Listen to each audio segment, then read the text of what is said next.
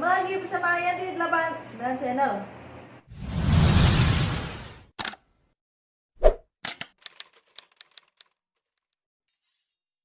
Dan yang pasti ketemu lagi ya bersama penonton kita dan TKI cerdas,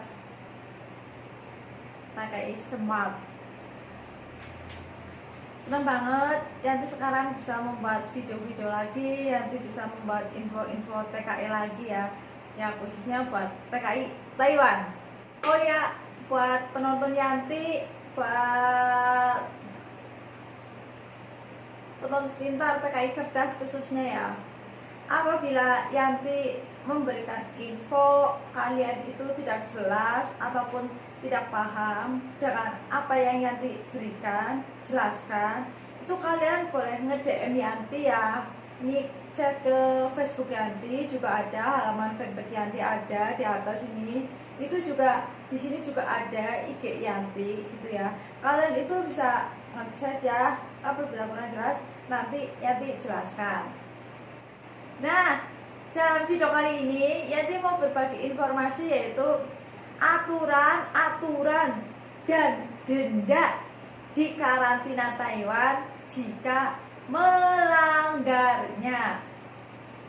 Nah, khususnya info ini penting banget buat sahabat CPMI yang masih di Indo, yang masih proses nggak tahu kita udah sampai mana, yang pasti akan menuju ke Taiwan. Nah, sebelum lanjut ke videonya, jangan lupa di like, di subscribe, dan di share.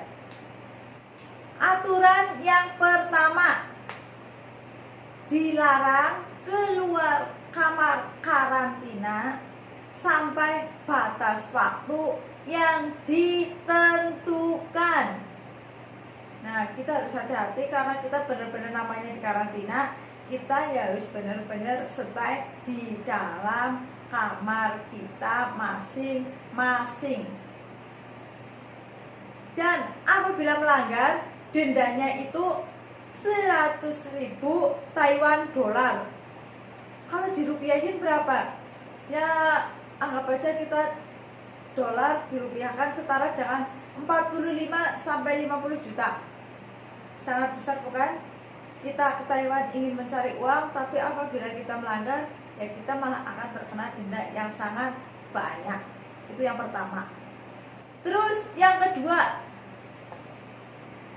dilarang berdiri di depan kamar karantina ataupun ngobrol dengan lain kamar.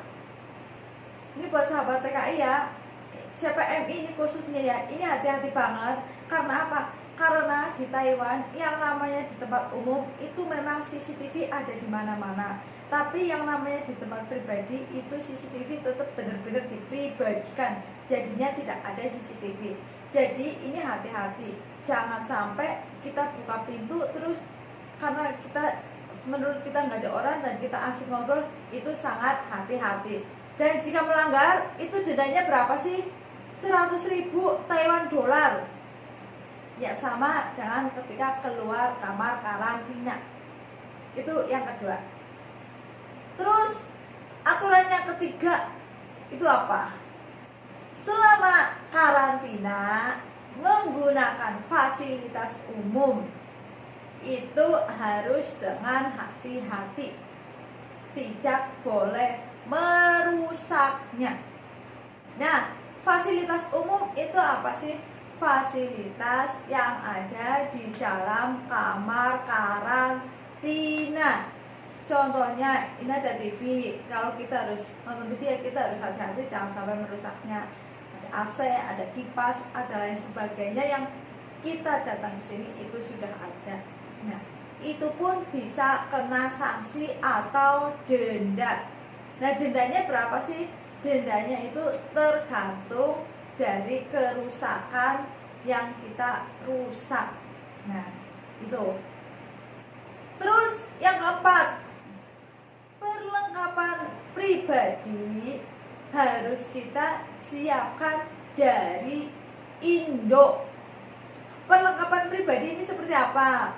Ya, perlengkapan mandi, charger, obat-obatan. Jadi untuk sahabat CPMI ketika mau ke Taiwan, karena di Taiwan itu kepala cesanya itu beda. Kalau di Indonesia bulat, kalau di Taiwan itu yang gepeng. Jadi buat sahabat TKI itu harus menyediakan kepala cesan. Jadi ketika kita nyampe di tempat karantina ataupun di rumah majikan, kita sudah bisa menggunakan, nggak harus repot.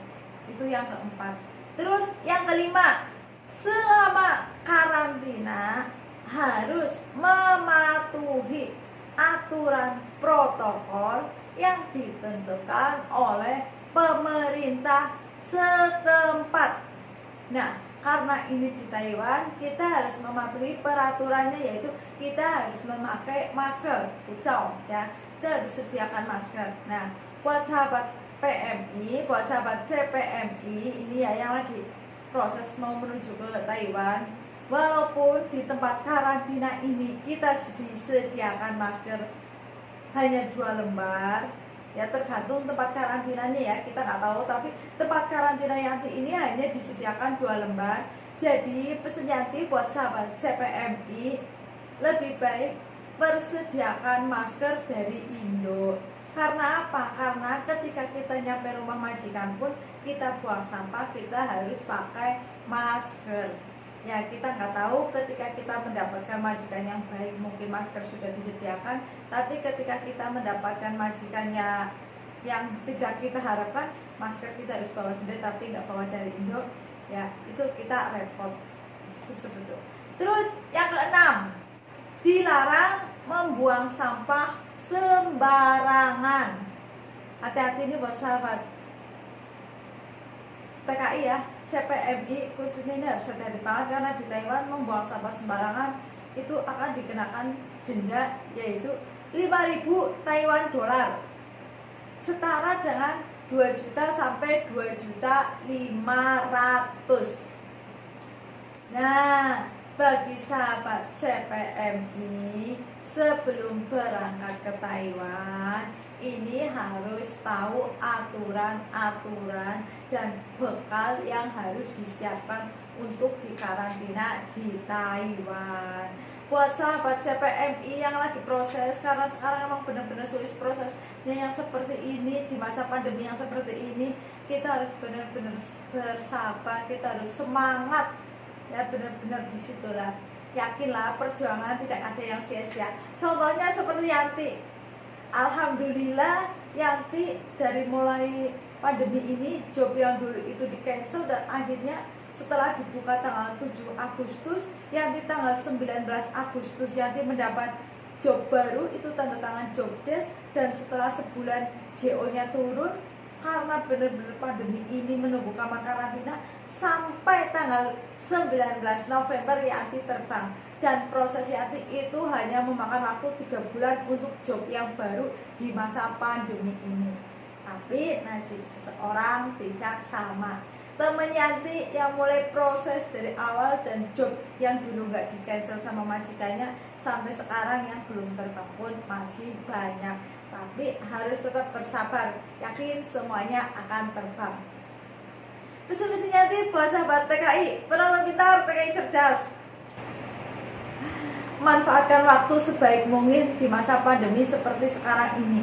Kita di sini bisa mencari uang, ya setiap bulan kita gajian. Tapi di Indonesia tidak tahu seperti apa porat-paritnya ekonomi keluarga kita di Indonesia. Jadi manfaatkan waktu sebaik mungkin. Jangan lupa menabung untuk bekal hidup di Indonesia, dan semoga pulang membawa kesuksesan. Salam cerdas, salam sukses, dan salam renges. Bye-bye.